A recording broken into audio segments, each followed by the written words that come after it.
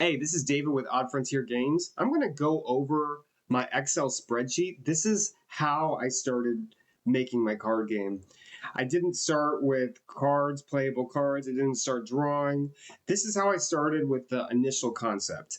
And this was the easiest way for me to get started. And so I'm going to kind of explain to you my process here. So the first thing that you do is you would need to find the kind of cards that you're going to have in your game, the different types of cards. Different cards do different things. So as you can see, you want to create a section for each card type. So the first card types are creatures. So you have arthropod, you have fish, you have mollusk, you have Nidaria, you have artifact, phenomenon, magic, and magic. So those are the card types, right? So once you have those, you have sections that you can fill out, and you know they need to be filled out. I also like to keep track of the card IDs so I can identify them. This is the other type. This is if it's an engine or not, or if it's art, like if it has a second type. And here's the name of the creature. The rarity is obviously how rare the card is. That's pretty self-explanatory. So you have the cost. The cost is how much. So in my game, you crank engines like you tap lands for mana and magic. So you crank engines for energy in my game, and this is the amount of energy it costs, right? So you have the cost, you have the attack and defense, which is similar to it's used for combat. It's similar to Magic the Gathering. So the way that I calculate things is I use this number called the balance. So the balance is a way that I use the cost. I come up with a point value based off the cost. And the point value is 1 plus the cost times 8, right? So 3 plus 1 is equal to 4. 4 times 8 is 32, hopefully. So I know it is. I'm just messing with you. And 3 times 8 is 24. And 4 times 8 is 32. So that's how you come up with this balance number, right?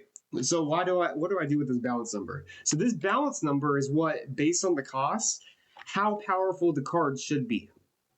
Okay, that's just like sort of, and things are going to change as you play the game. But this is how I somewhat balance the game without even playing it. So even when before I even played the game, there was like some parts of it that were surprisingly well balanced. It wasn't perfectly balanced. There's a lot of problems with it, right? Because it's a game and I'm only human and I can't calculate everything possibility in my head. But this balance number is how I, decide what's fair in a card, right? And so the total points are the attack plus the defense, and then you get the total points, and then you compare the total points to the balance. Now let's take a look at this, right? So you have these engines. Engines always cost 0 because you can just put them on the battlefield, and they have a balance of 8. So why does every engine have such a low? So it looks like 2 points. So it has 2 points when it should have 8. This has 2 points when it should have 8, 3 points when it should have 8. Like, what's going on here? Why are these not balanced? Well, it sort of is. This is not like it's not like a steadfast scale, right? The reason that these are lower, the reason that the low cost cards are lower is because it also has the added value. It is an engine card, so you can use it for energy. You can crank it, right? So that's a huge bonus to that card, right? So that is kept into consideration. So so this is a balanced card because it can be used for energy. That's why. And so let's go on to let's go on to a 1 card creature, right? I don't like this one. Okay, good. Let's go to this Scarablix. So why is Scarablix? So it looks like it costs 1, and it only has 8. So it costs 1. The balance is 16, but it has 8 points. Why is that so low? Well, it's low because 1 is a low cost, so it's very easy to get out. And 1 cost You should look this up. I'll make a video about it. There's something called the one cost problem in card games, especially like Magic the Gathering.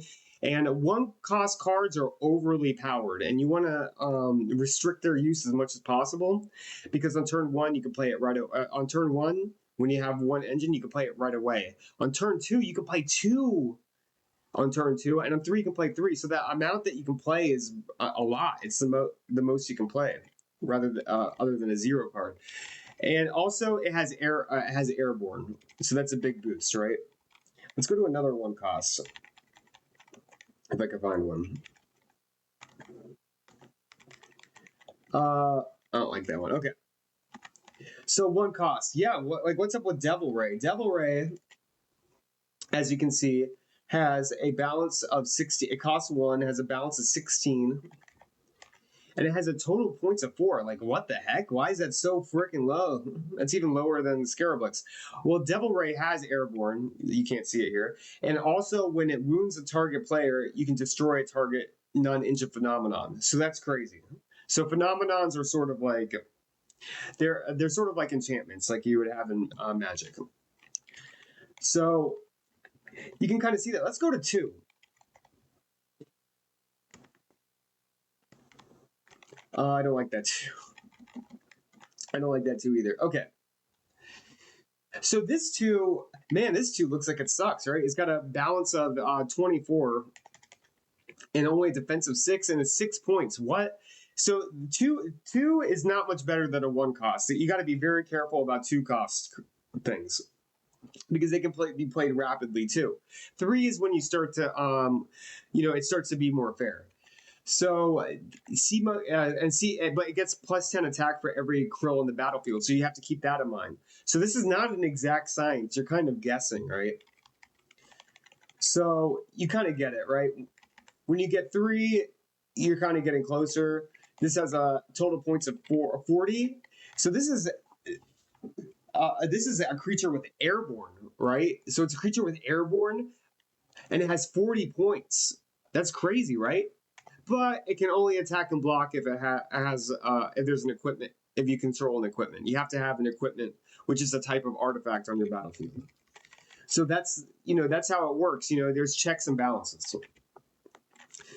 So let us go. So I told you about the 1 cost problem. So on the other end of the spectrum, we have super high cost creatures like a 6, right? Let's look at Blast Raptor. There we go.